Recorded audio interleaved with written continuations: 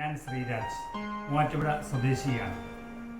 89 വയസ്സായ ഞങ്ങളുടെ അച്ഛൻ കുറച്ച് ദിവസങ്ങൾക്ക് മുമ്പ് വീട്ടിൽ വീഴുകയും ശ്വാസകോശത്തിൽ രക്തം പ്രവേശിക്കുകയും ചെയ്തു. തുടർന്ന് ഏകദേശം 17 ദിവസങ്ങൾ അദ്ദേഹം ആശുപത്രിയിലായിരുന്നു. വീട്ടിലേക്ക് വരുമ്പോൾ അദ്ദേഹത്തിന് പൂർണ്ണമായും ഒരു പരിചരണം ആവശ്യമായിരുന്നതിനാൽ തൊടുപുഴയിലുള്ള ഗാർഡിയൻ ഏഞ്ചൽ ഹോം കെയർ എന്ന സ്ഥാപനത്തെ ഞങ്ങൾ സമീപിക്കുകയും അവിടെ നിന്നും ട്രെയിൻഡ് ആയിട്ടുള്ള ഒരു നേഴ്സിനെ ഞങ്ങൾക്ക് ലഭിക്കുകയും ചെയ്തു. ഹോസ്പിറ്റലിലെത്തിയ ട്രെയിൻഡ് നേഴ്സിനെ കണ്ടപ്പോൾ ആദ്യം അത്ഭുതം തോന്നി. എങ്കിലും പിന്നീടുള്ള ദിവസങ്ങളിൽ അവർ ഞങ്ങൾക്ക് നൽകിയ സേവനം, ആ കുട്ടിയുടെ പേര് ധന്യ എന്നായിരുന്നു, വളരെ അത്ഭുതപ്പെടുത്തുന്നതായിരുന്നു. കാരണം അച്ഛൻ്റെ ഓരോ ചലനങ്ങളിലും അവരുടെ ശ്രദ്ധ ഉണ്ടായിരുന്നു.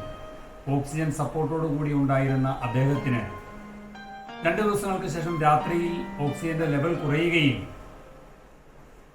ഉടനെ തന്നെ അവർ അവരുടെ സ്ഥാപനവുമായി ബന്ധപ്പെട്ട് എന്താണ് ചെയ്യേണ്ടത് എന്നുള്ള ഓൺലൈൻ സപ്പോർട്ട് തേടിക്കൊണ്ട് അതിൽ മാറ്റങ്ങൾ വരുത്തുകയും ചെയ്യുകയുണ്ടായി.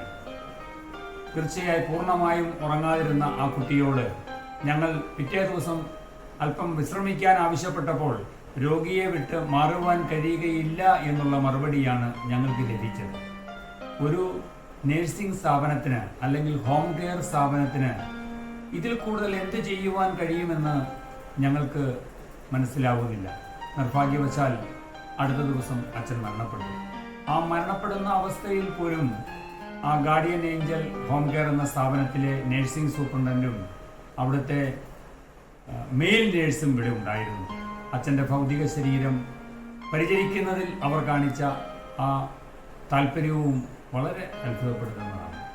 ഈ കഴിഞ്ഞ ആ 4 ദിവസങ്ങളും ആ ഗാർഡിയൻ ഏഞ്ചൽ ഹോം കെയർ എന്ന സ്ഥാപനത്തിൻ്റെ നിരന്തരമായ ഫോൺ വിളികൾ, ഭവന സന്ദർശനങ്ങൾ, അതെല്ലാം ഒരു ICUവിൽ എൻ്റെ അച്ഛന് ലഭിക്കേണ്ട അതേ സപ്പോർട്ട്, ICUവിൽ എന്ത് ലഭിക്കുമോ അതേ സ്റ്റാൻഡേർഡിലുള്ള സപ്പോർട്ട് ഞങ്ങൾക്ക് ലഭിച്ചു എന്നുള്ളത് യാഥാർത്ഥ്യമാണ്.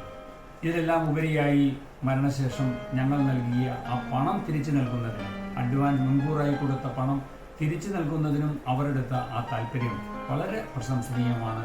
തീർച്ചയായും ആ സ്ഥാപനത്തിന് ഇനിയും മുന്നേറുവാൻ കഴിയട്ടെ എന്ന് ഞങ്ങൾ ആശംസിക്കുന്നു.